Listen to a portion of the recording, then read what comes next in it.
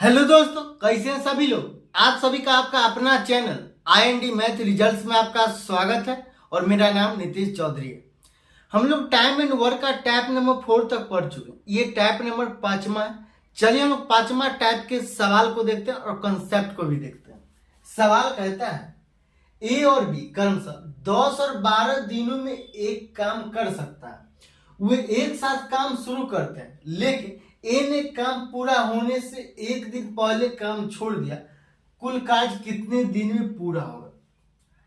काम जैसे में 10 दिन में काम पूरा होता, अगर दोनों मिलकर काम करता तो 10 दिन में काम पूरा हो जाता, लेकिन ए ने 9वां दिन ही काम करके छोड़ दिया, तो काम पूरा कितने दिनों में होगा। तो जैसे में ए नाम का व्यक्ति है जो 10 दिन में काम पूरा कर सकता है और बी ने 12 दिनों में, ये दोनों का क्षमता निकालें।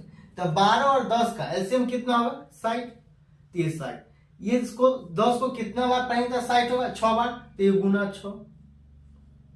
ये 12 को कितना बार पढ़ेंगे तो 60 होगा 5 बार, तो गुना 5। ए एक दिन में 6 यूनिट काम करता है और बी एक दिन में 5 यूनिट का काम करता है। कुल कार्य, लेकिन ए ने काम पूरा होने से एक दिन पहले काम छोड़ दिया। अगर एक दिन पहले काम नहीं छोड़ा होता, इसको भी पूरा काम करवाइए और इसका भी पूरा काम करवाइए, तो एक दिन में एक कितना यूनिट काम करेगा 6 यूनिट। ये 6 यूनिट एक दिन में 6 यूनिट, टोटल कार्य 60। एक दिन में 6 यूनिट एक काम करेगा, तब यहाँ 6 66। टोटल कार्य कितना हुआ 66। टोटल कार्य कितना हुआ 66। अब ये 66 यूनिट काम को पूरा करने के लिए ए और बी को कुल कितना दिन लगेगा। तो ए एक दिन में करता है 6 यूनिट काम, बी करता है एक दिन में 5 यूनिट काम, और टोटल कार्य कितना है 66। तो एक दिन में दोनों मिलकर कितना यूनिट काम करता है 11 यूनिट। तो टोटल काम है 66 और एक दिन में 11 यूनिट करता है, तो कितना दिन में 66 यूनिट करेगा तो भागा 11। ये 6 बार में कैंसिल हो जाएगा, 6 दिन, यही आंसर। ये 6 दिन में काम पूरा हो जाएगा। चलिए हम लोग अगला सवाल देखते हैं। अगला सवाल कहता है ए और बी क्रमशः 8 और 12 दिनों में एक काम पूरा कर सकता है। वे एक साथ काम शुरू करते हैं, लेकिन ए ने काम पूरा होने से 2 दिन पहले काम छोड़ दिया। कुल कार्य कितने दिनों में पूरा होगा।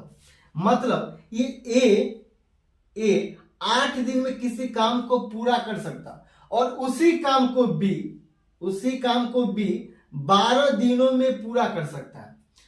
दोनों मिलकर काम शुरू करता साथ में। तो पहले इसका ए और बी की क्षमता निकालें। इसका एलसीएम होगा 24। 8 को 3 बार पढ़ेंगे तो 24 होगा। तो ए एक दिन में 3 यूनिट काम करेगा और बी एक दिन में 12 दूना 24, बी की क्षमता है 2, बी एक दिन में 2 यूनिट काम करेगा। और ए और बी दोनों मिलकर एक दिन में 3 और 2 5 यूनिट काम करेगा। ए ने दोनों मिलकर काम शुरू किया, काम करता है दोनों मिलकर, लेकिन ए ने काम पूरा होने से 2 दिन पहले काम छोड़ दिया।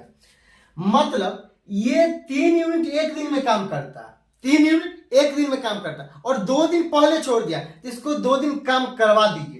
तो ए 2 दिन काम करेगा, ए की क्षमता है 3, एक दिन में 3 यूनिट करेगा, 2 दिन में कितना करेगा 6 यूनिट, तो ये 6 यूनिट। अगर ए काम नहीं छोड़ता तो 6 यूनिट और काम करता, तब 12 से 6 24 में 6 जोड़ देगा, तो ये टोटल काम कितना हो 30। ए ने काम पूरा होने से 2 दिन पहले काम छोड़ दिया। कुल कार्य कितने दिनों में पूरा होगा। तो अब ये अगर ए 2 दिन काम कर दिया तो टोटल मिलाकर 30 यूनिट काम हो गए। अब एक दिन में ए 3 यूनिट करता है और बी 2 यूनिट करता है, दोनों मिलाकर 5 यूनिट काम करता है एक दिन में 5 यूनिट। तो 30 यूनिट काम कितने दिन में पूरा करेगा। तो 3 और 2 5, एक दिन में 5 यूनिट और कितने दिन में 30 यूनिट करेगा तो भागा 5। ये 5 को कितना बार पढ़ेंगे तो 30 कट जाएगा 6 बार, तो ये 6 दिन, यही आंसर। चलिए हम लोग अगला सवाल देखते हैं। अगला सवाल कहता है ए बी और सी काम को क्रमशः 14, 28 और 56 दिनों में कर सकता है। वे एक साथ मिलकर काम प्रारंभ करते हैं तथा इस प्रकार कार्य पूरा करते हैं कि बी अंतिम 2 दिन कार्य नहीं करता तथा ए अंतिम 3 दिन कार्य नहीं करता है। पूरा काम कितने दिनों में समाप्त हुआ? ए 14 दिन में काम समाप्त करता है, बी 28 दिन में काम समाप्त करता है और सी 56 दिन में। अब ये तीनों की पहले हम लोग क्षमता निकालेंगे। तो ये 14, 28 और 56 का एलसीएम कितना होगा? 14, 28 और 56 का एलसीएम होगा 56। 14 को कितना बार पढ़ेंगे तो 56 होगा, तो 14 को 4 बार पढ़ेंगे तो 56 होगा। तो इसकी क्षमता, ए की क्षमता कितना हुआ? 4। ए की कितना क्षमता है? 4। ये 28 को कितना बार पढ़ेंगे तो 56 होगा? 2 बार, तो गुना 2 हो जाएगा। और बी की क्षमता कितना हो? 2। 56 को 1 बार पढ़ेंगे तो 56 होगा, तो गुना 1। सी की क्षमता कितना? 1। ए 1 दिन में 4 यूनिट काम करता है, बी 1 दिन में 2 यूनिट काम करता है और सी 1 दिन में 1 यूनिट काम करता है। कहता है बी अंतिम 2 दिन कार्य नहीं करता है। टोटल कार्य कितना है? ये टोटल कार्य कितना है? 56। ये बी अंतिम 2 दिन कार्य नहीं करता है। बी 1 दिन में कितना काम करता है? 2। और 2 दिन में करता है, तो 2 दिन में कितना काम करेगा? बी गुना 2। बी गुना 2। तो बी 1 दिन में कितना करता है? 2। और तो 2 दिन में कितना करेगा? तो 2 गुना 2 बराबर 4। ये 4 यूनिट काम 2 दिन में बी करता है। तो ये 56 प्लस 4 हो जाएगा। 56 प्लस 4 हो जाएगा। कहता है तथा अंतिम 3 दिन एक कार्य नहीं करता। ए 1 दिन में कितना कार्य करता है? 4। तो 3 दिन में कितना करेगा? तो 4 गुना 3, तो 1 गुना 3 और ए की क्षमता कितना है? 4। तो 4 गुना 3 बराबर 12। तो ये प्लस 12। तो अब टोटल कार्य कितना हुआ? 56 प्लस 4 60 और 12 कितना? 72। तो टोटल कार्य हुआ